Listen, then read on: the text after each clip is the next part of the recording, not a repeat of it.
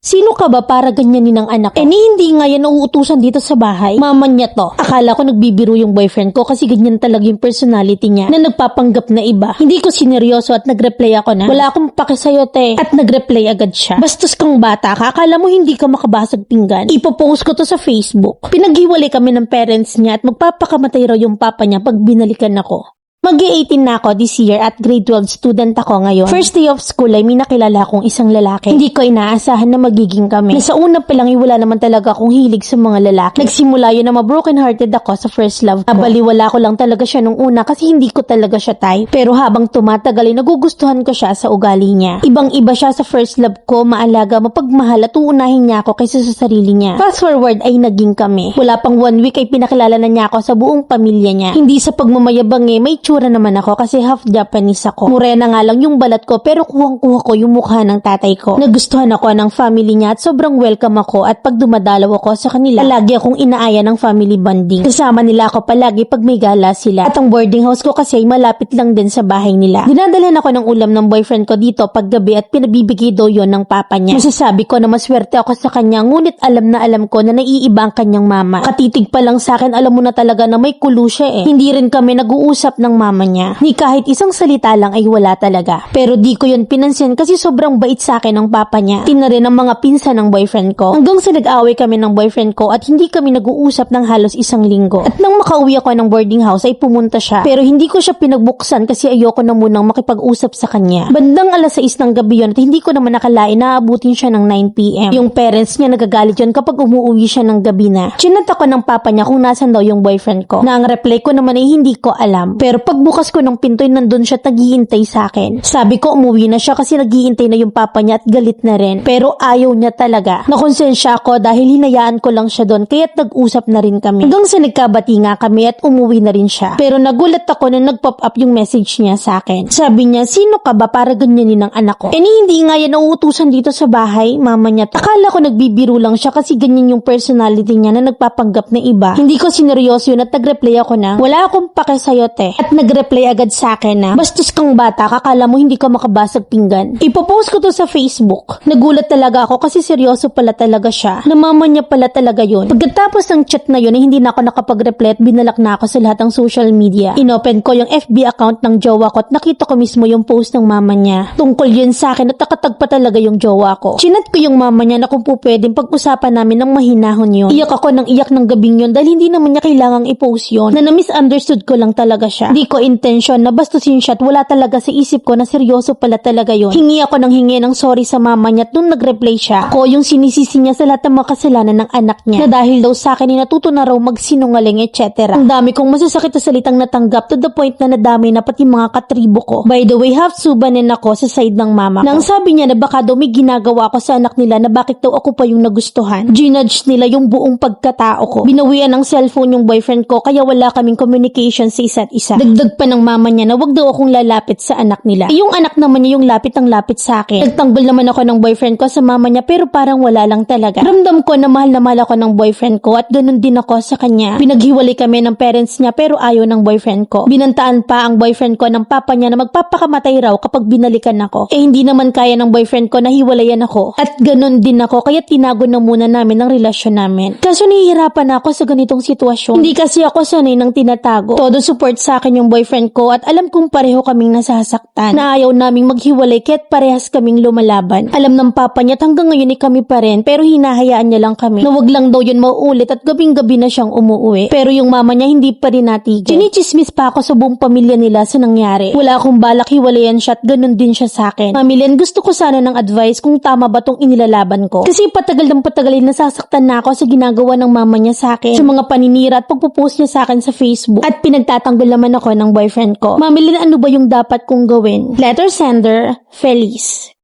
Sinabi na kasi sa'yo yung mama nga ni. Nireplyan mo pang walang pake. Mag-move on ka na, Neng. Kasi sinasabi ko sa'yo, sisira lang yung buhay mo sa ganyang klase ng bibiyanin. Huwag mo nang ilaban. Kasi habang buhay kang magiging mandirigma kapag tinuluyan mo yung boyfriend mo. At yung mama niyang walang malamig na ulo, lahat ng pagpapahiya sa Facebook ay itago. Kasuhan mo ng cyber level at ng matigil. Matagal nang ayaw sa'yo, nakahanap na lang ng butas. Ayaw pagjuwain yung anak, baka kasi sila yung bagay. Focus ka sa pag-aaral at yun ang atupagin mo. At yung nararamdaman mo, idaan mo lang yan sa milk unti-unti makakamuvuan ka ng kaunti. Kaya bata-bata nyo pa eh. Kamusta ba yung exam? Baka naman namamalakol na kakalaban sa ganyang klase ng pamilya. Di na tamang ilaban kapag ganyan na nahihirapan at nabibigatan ka na iha. Napakarami pa dyan. Mas malala pa yung aabutin mo kapag nagpakatipunera ka dyan. Binibigyan ka na ng pagkakataon. Takbo hanggat may lupa.